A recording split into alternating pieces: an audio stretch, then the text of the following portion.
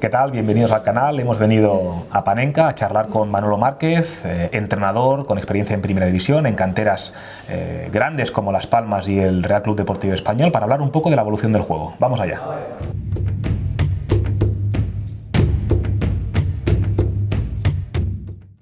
¿Qué tal, Manolo? ¿Cómo estás? Hola, ¿qué tal? Gracias a vosotros por atender la llamada.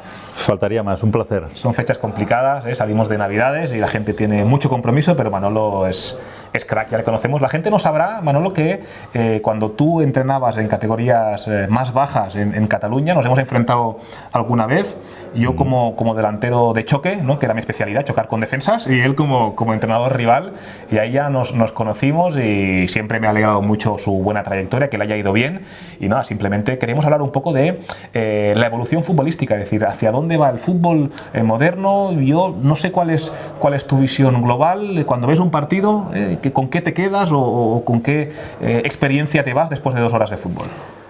Bueno, yo siempre he pensado que el fútbol, muchas de las cosas de fútbol son modas. Y muchas veces te apuntas a veces a lo que ves. Es evidente que hay gente que cada vez se estudia más, todo.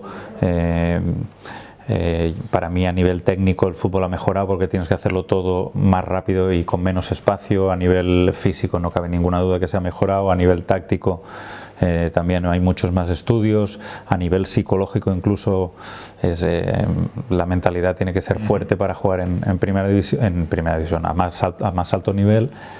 Sí que pienso que quizá hay un aspecto que la gente a veces no lo entiende muy bien, que es el entendimiento del juego, donde yo no estoy tan de acuerdo que se haya progresado del todo. Y creo que por eso muchas veces son modas, ¿no? Porque, pues eso, un poco miramos lo que hace el de al lado, miramos quién es el que está ganando e intentamos copiar esa manera de actuar. ¿Y esto se aprende? Es decir, yo veo a Ansu Fati, recién salido del horno, y le veo en Camp Nou, 100.000 espectadores, pegado a la banda, abriendo el campo, asociándose cuando toca, tirando cuando toca, regateando cuando toca, abriendo pasillo para que entre el interior. Es decir, es un chaval de 17 años recién cumplidos que lo entiende perfectamente, y yo no sé si alguien que tiene 25, 26, que viene un entrenador nuevo con nuevos conceptos, si esto se aprende o es algo innato, ¿no?, que viene desde cuna. Yo creo que hay de todo. Cuanto antes practiques, o sea, cuanto más joven, primero has de tener suerte que te toquen entrenadores que realmente, una cosa muy importante, que es que para mí es una de las grandes cosas que a nivel profesional es prácticamente imposible, en cambio a nivel formativo, a nivel fútbol base es muy importante, que es mejorar al jugador a nivel individual. La sensación que tengo es que cada vez, incluso en benjamines, alevines, infantiles, intentamos mejorar el nivel colectivo, ¿no? El equipo tal. Y en estas categorías lo que se tiene que hacer es mejorar el nivel del jugador a modo individual. Y eso hace que el jugador entienda mucho más el juego. Evidentemente hay gente que tiene mucha más facilidad para esto. Ansu Fati seguramente sería un ejemplo. Y hay gente que con 25, 26 años entiende mejor el juego que con 18, pero no porque lo entienda, sino por la repetición de las veces que le ha pasado eso durante el juego. Por eso a veces estos mismos jugadores que han estado muchos años en la élite, luego algunos no sirven para ser entrenadores porque no llegan realmente a analizar el porqué del juego, ¿no? Yo tuve la suerte de entrevistar a Guardiola para Gol en verano, con Natalia Arroyo, con Lagunas y con Tony Padilla para YouTube de Gol y para Gol Televisión, y le hice esta pregunta y le dije: Pep, tú que eres amante del juego, que seguramente como entrenador, no sé si es número 1, pero en cuanto a entendimiento del juego, en cuanto a espacio, en cuanto a liberar a sus jugadores y darle herramientas, le dije: yo cuando veo partidos de niños, porque los veo, noto que control pase todo el rato. Es decir, se le está privando a los chavales esas horas que hemos pasado en la calle, con la rodilla pelada, pasando frío, regateando a jugadores mayores, y toda esa inventiva, todo ese fútbol de calle, todo ese fútbol fuera de la escuela, fuera del manual, no sé si se está perdiendo, pero claro, si a un jugador, como tú bien dices, le tengo muy robotizado, él quizá tiene un potencial individual para hacer grandes cosas, pero si cada vez que pierde un balón por intentar regatear se va a llevar la bronca, pues igual el chaval dice: mira, ¿sabes qué? Se la paso al de al lado y a otra cosa. Yo podría poner un ejemplo, siempre pongo el mismo. En fútbol base, cuando tú estás viendo un partido de fútbol y un chico regatea, Si le sale bien no le dicen nada. Si el regate le sale mal, no solamente el entrenador, los padres, la primera expresión que oyes es pero pásala. Entonces el niño tiene que aprender a equivocarse, tiene que aprender a perderla, tiene que aprender luego a cuándo tiene que pasar. Pues bueno, yo me siento, siempre lo he dicho, yo soy entrenador o me he hecho entrenador gracias a que he tenido un maestro de la enseñanza que es Laureano Ruiz, y la verdad es que pues yo recuerdo incluso ejercicios donde, por ejemplo, un rondo donde antes que pasar tenías que regatear, con lo cual duraba poco, pero era una cosa que evidentemente pues con el paso del tiempo había jugadores como yo, que era defensa central, que no lo mejorábamos ni a tiros, pero muchos jugadores sabían explotarlo. Y por ejemplo, no sé si viene al caso ahora o lo hablaríamos en otro momento, pero por ejemplo a mí, ¿qué equipo me gusta ver? Me gusta ver a la Real Sociedad. ¿Por qué? Pues porque hay jugadores que van tirando muñecos y que van regateando y van superando líneas a base pues un poquito de... Me recuerda un poquito, el fútbol de la Real me recuerda un poquito a un poco al fútbol de calle, ¿no? Y seguramente por eso la Real Sociedad, al menos esa es mi opinión, cuando hay partido, si tú me dices, ¿qué partido te paras a ver cuando juega la Real Sociedad? Yo, personalmente, me pongo a verlo.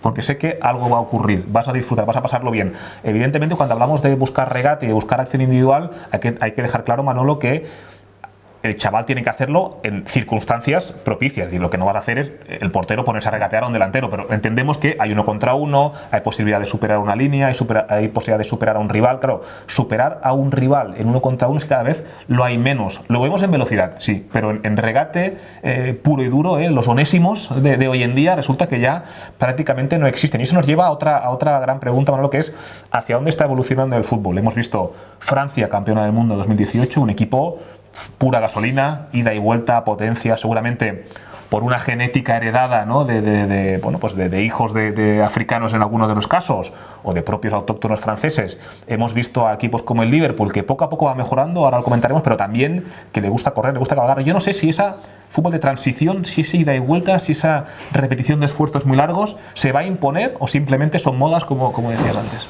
Bueno, yo creo que siempre el que gana... El otro día escuché en un debate a Vicente del Bosque que decía precisamente esto, que muchos, y yo estoy bastante de acuerdo, que normalmente muchos equipos copian el modelo que está ganando, ¿no? Hubo un momento, yo recuerdo que eran mis años mis años buenos, digamos, de segunda B, donde todos los equipos querían jugar un fútbol parecido al de Guardiola con el Barça, y eso pues la verdad es que era una ventaja para los que no lo hacíamos porque realmente no, claro, desde luego que creíamos en ese fútbol, pero no teníamos las armas suficientes para hacerlo. Entonces ahora pues es posible que Francia, sobre todo en estos torneos del CAO, sí, donde además tampoco tienes demasiado tiempo para entrenar y preparar los partidos, sí que soy un poco, incluso Brasil, hemos pasado de ver una Brasil romántica del año 70 al año 82, que fue una maravilla, aunque quedó eliminada en Sarriá en la penúltima fase, digamos. Pero luego Brasil ha ganado los mundiales mucho más un poco a la europea. A golpes, exacto. Incluso algún mundial aburriendo, incluso. Que ganó hasta por penaltis 0-0, creo que fue la final. Sí, de Romario y Beto con Italia. 94, sí. Pero un poco, pues eso, yo repito, va a modas, igual que va a modas, pues yo qué sé, cuando antes se juega con líbero, pues ahora se juega sin líbero porque las distancias tienen que ser más cortas. Llega Grecia a la Eurocopa del 88, juega con un líbero y gana la Eurocopa. Quiero decir que en verdad, ¿está anticuado? Sí, está anticuado, pero yo diría que muchas cosas antiguas todavía son válidas y creo que dejan de utilizarse, y no me refiero al líbero. Sí, ahora hay muchos equipos, por ejemplo, no lo sé, me voy al Getafe porque es un caso de éxito, es decir, un equipo que estaba en segunda A, al borde del descenso a segunda B cuando llegó Bordalás, y esto hace 3 años, es decir, no hace tanto, asciende en esa misma temporada, se clasifica para Europa a los 2 años y ahora está combinando Europa League y está combinando competición doméstica, lo está haciendo muy bien. Otro estilo de juego, Manolo, balón directo del portero al punta, en este caso a Mata, que es una bestia en el juego aéreo, y centrocampistas que van, boom, arriba, a presionar, a recoger la segunda jugada. Claro, todo esto, no sé si tú lo ves que es o porque es más sencillo hacerlo, o porque te exige menos darle vueltas al coco, o porque como tengo jugadores para hacerlo, lo hago? Bueno, influye un poco todo. También la calidad de los jugadores. A mí la sensación que tengo del Getafe es que es un equipo bastante trabajado. Seguramente es todo el mundo, o sea, cuando hay un entrenador que dice no, porque hubo un entrenador, un conocido entrenador, sí, que dijo yo no confío en la manera de jugar de Guardiola porque no creo en eso. Digo, mi pensamiento no es que no creas en eso, es que no sabes explicarlo. Esa es mi sensación. Entonces, en el Getafe, pues el Getafe es un equipo pues que bueno, siempre ha sido un equipo pequeño en primera división, y a mí me parece un equipo bastante trabajado. Es verdad que a veces, yo más que juego directo, yo lo que creo que es un equipo que juego mucho como un poco su entrenador, ¿no? Con muchas artimañas, ¿no? Cuando se pone por delante el marcador, intentar que no se juegue demasiado. Es verdad que no es un equipo bonito de ver, pero sí que es un equipo que cuando va perdiendo, tampoco es un equipo que digas, no, este equipo ya va perdiendo, ya no, es un equipo que tienes la sensación de que te puede empatar, sí, con balones largos, con balones parados.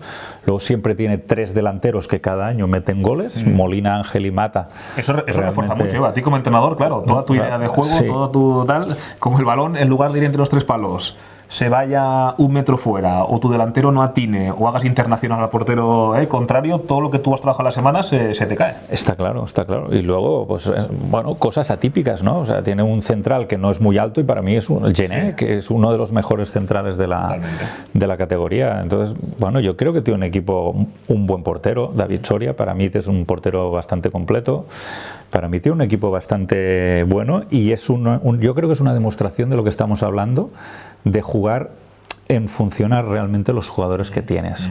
Yo creo que Damián Suárez en otro contexto quizá no luciría tanto como lo hace en el Getafe, ¿no? El otro día, recurriendo otra vez a esa entrevista con Pep, él nos insistía mucho en que a él le gusta tener jugadores jóvenes, con hambre, lo de moldeables lo dije yo, no lo dijo él, pero yo es lo que entendí después de esas frases. Es decir, que yo pueda tener barro húmedo para coger el torno y hacer un jarrón como a mí me gusta. Eso imagino que en cantera se puede hacer porque los chicos reciben estímulo y todavía lo pueden interiorizar. No sé si en el fútbol amateur, no amateur, sino en el fútbol ya adulto, esto es fácil, es sencillo, se puede decirle a Jonathan Viera, pues ahora Jonathan Viera, en lugar de regatear hacia adentro y tirar, pues hay que hacer otras cosas. Es más difícil, es más complicado y todavía es más complicado si no has sido un entrenador un exjugador de élite. O sea, yo no sé. ¿Por qué? ¿Por el respeto que le infundes tú a él?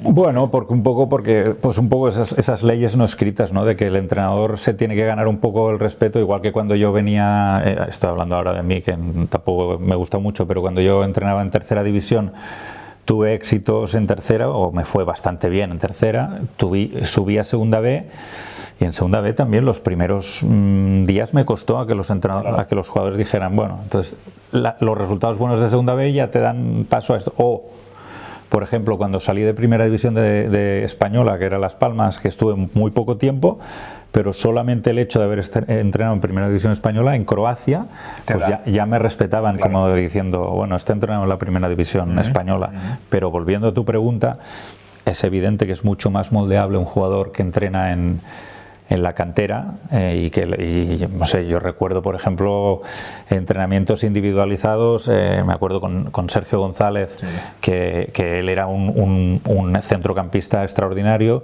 entrenamientos individualizados pues con Joan Jordán, de movimientos del medio centro, de pivote como se le llama ahora, porque Joan era una auténtica esponja y es un chico que le gustaba o que le gusta mucho aprender. Yo creo que con Mendilibar es el entrenador que le ha rematado como el que le ha hecho dar el gran salto de calidad.